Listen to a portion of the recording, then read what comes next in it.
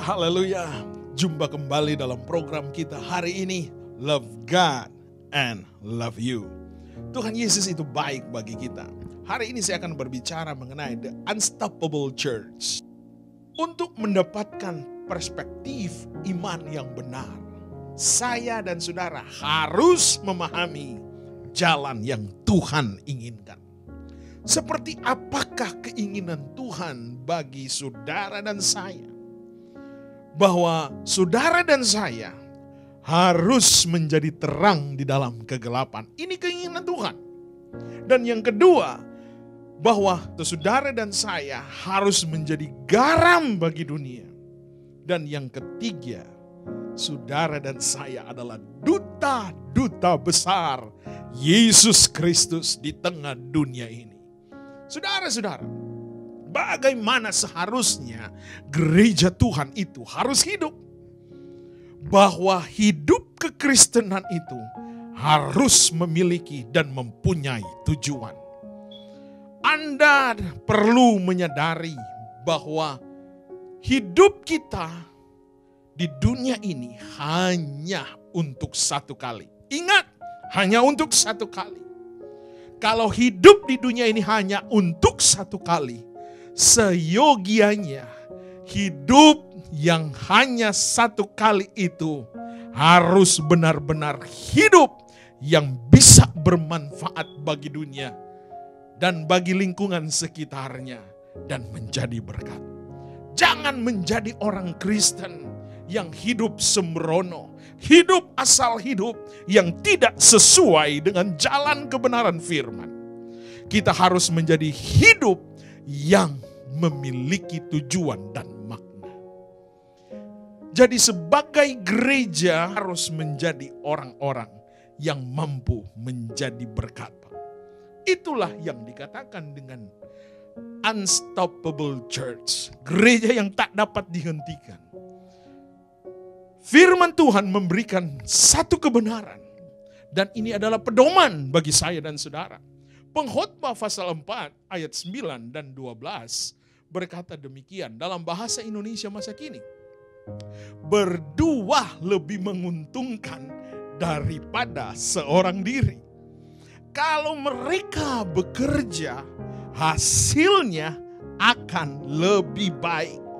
Wow, dahsyat firman Tuhan ini. Ayat 10 berkata, kalau seorang jatuh, yang lain dapat menolongnya. Tetapi kalau seorang jatuh padahal ia sendirian, firman Tuhan katakan, celakalah ia. Karena ia tidak ada yang dapat menolong. Ayat yang ke-11 berkata, pada malam yang dingin, dua orang tidur berdampingan, dapat saling menghangatkan. Tetapi bagaimana orang bisa menjadi hangat kalau ia sendiri? Ini Alkitabiah, ternyata dua orang itu sangat-sangat bermanfaat. Dan ayat yang ke-12 berkata, dua orang yang berpergian secara bersama dapat menangkis serangan. Tetapi orang yang sendirian mudah dikalahkan. Tiga utas tali yang dijalin menjadi satu sulit untuk diputuskan. Wah, haleluya. Apa yang saudara bisa petik di dalam pembacaan ini? Saya ingin katakan bahwa Alkitab memberikan satu pengertian bagaimana hidup yang berhasil, hidup yang berkemenangan, hidup yang luar biasa adalah hidup yang bersinergi. Nah, saya mau katakan, saya baca di dalam kamus, istilah sinergi itu berasal dari kata Yunani yang memakai kata etik. Nah, dari kata etik ini, maka muncul satu kata yang dikatakan sinergia. Nah, dari kata sinergia ini, maka menghasilkan satu pengertian yaitu sinergos. Nah, kata sinergos ini bisa memiliki arti together and work. Atau bersama-sama dan bekerja. Pengertian dari sinergos ini yang kedua adalah to work together. Artinya apa? Bekerja bersama-sama. Jadi berdua atau bersinergi maka akan memberikan nilai yang maksimal dan hasil yang jauh lebih baik jika dibandingkan dengan usaha yang dilakukan oleh satu orang. Haleluya. Saya sangat diberkati dengan kata sinergi ini. Karena sinergi ini akan mendorong saya dan saudara untuk bekerja sama. Sinergi ini akan mendorong saya dan saudara untuk lebih semangat melayani Tuhan. Matius pasal yang ke-18 ayat 19 dan ayat yang ke-20. Kalau di antara kalian di dunia ini dua orang sepakat mengenai apa saja dan mendoakannya, firman Tuhan dengan jelas berkata, doa itu akan dikabulkan oleh Bapakku yang di surga. Sebab di mana dua atau tiga orang berkumpul karena aku berada di tengah-tengah mereka. Haleluya. Ini yang dikatakan the unstoppable together. Kebersamaan yang tak dapat dihentikan. Artinya ayat-ayat tadi bersinergi berarti bersepakat. Nah, saya kasih contoh saudara. Seperti apa kata bersinergi? Saya bisa katakan begini. Otak di belakang Apple adalah Steve Jobs and Steve Wozniak. Apa yang terjadi dengan Apple? Karena dua manusia yang bersinergi, yang bersepakat, maka Apple saat ini adalah salah satu produk yang sangat luar biasa. Kompeni-kompeni besar memakai produk Apple dan sangat brilian. Ini karena apa? Karena ada dua orang yang bersinergi, bersepakat. Sepakat artinya begini saudara, jabat tangan. Misalnya saudara ingin buat bisnis. Saya 50%, saudara 5%. 50%. Setuju? Semangat, sepakat. Kalau sudah sepakat berarti itu kita sudah menjalin kerjasama. Bersinergi, menyatukan kemampuan, menyatukan visi, menyatukan semangat, menyatukan kebersamaan. Itu yang dikatakan sepakat. Bahkan ada contoh yang kedua. Larry Page and Sergey Brin itu keberhasilan Google atau di balik raksasa Google ada dua orang yang bersinergi. Larry Page and Sergey Brin.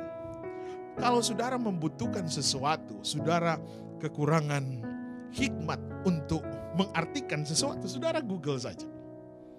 Dan hasilnya apa? Sangat brilian. Kenapa ini bisa terjadi?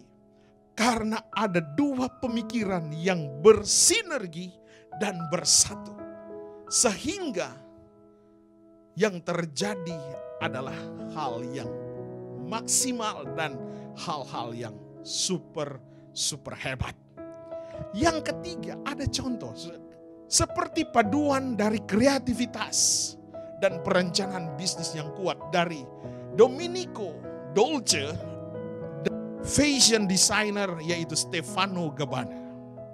Kedua pribadi ini menjadi satu, bersinergi. Dan saat ini kalau orang memakai produk mereka Dolce Gabbana, siapa yang gak kenal? Parfumnya aja wow, sangat luar biasa. Mereknya Dolce Gabbana sangat terkenal. Kenapa bisa terkenal? Karena ada dua pemikiran yang bersatu, menyatukan visi, menyatukan kemampuan, dan bekerja sama. Hasilnya sangat brilian. Kenapa gereja tidak bisa bersatu? Sesama orang gereja tidak bisa bersinergi. Kenapa bisa terjadi? Karena tidak mau melepaskan haknya. Tidak mau menuruti apa yang firman Tuhan katakan. Sepakat bekerja sama. Tuhan Yesus sudah katakan di dalam firman Tuhan tadi. Apabila 2 atau 3 orang bersepakat, maka Allah hadir. Kehadiran Allah karena ada kerjasama. Kehadiran Allah karena ada kebersamaan. Kehadiran Yesus Kristus, kehadiran Roh Kudus karena ada kesatuan di dalam satu keluarga. Ada kesatuan di dalam gereja. Ada kesatuan di dalam pelayanan. Pelayanan tanpa kesatuan maka akan berakhir dengan perpecahan. Dan Tuhan tidak berkenan kepada perpecahan. Yang Tuhan berkenan adalah persatuan. Yesus segera kembali. Marilah gereja bangkit bersatu. Umat Tuhan jangan tercerai-berai. Pandang Tuhan, pandang Yesus. Maka saudara akan melihat kehidupan yang sangat diberkati.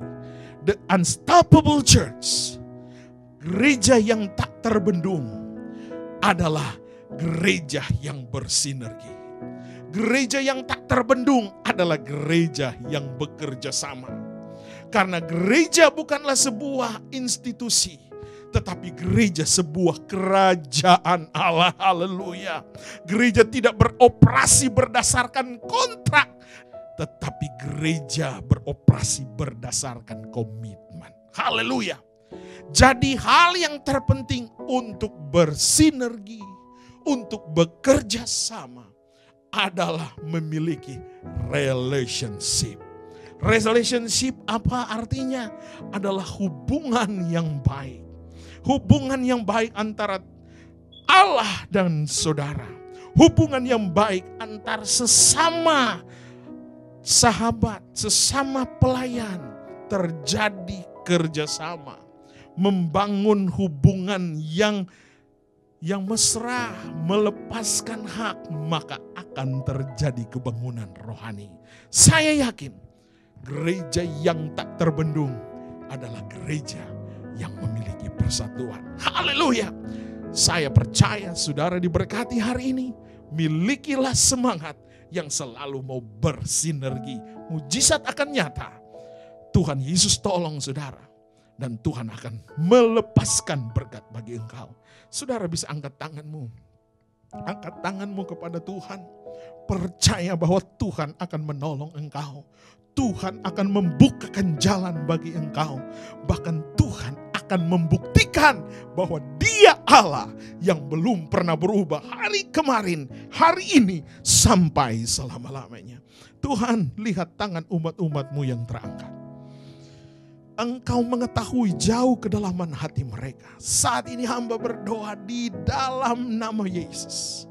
Mereka membuka hati. Di saat mereka buka hati, maka mujizat Tuhan terjadi. Keberkatan Tuhan melimpah. Bahkan engkau akan memperlihatkan apa yang belum pernah timbul di pikiran kami.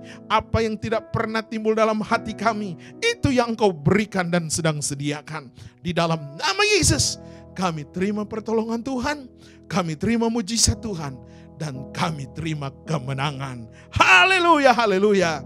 Tuhan Yesus memberkati. Sampai jumpa dalam program berikut. Love God and love you. Haleluya.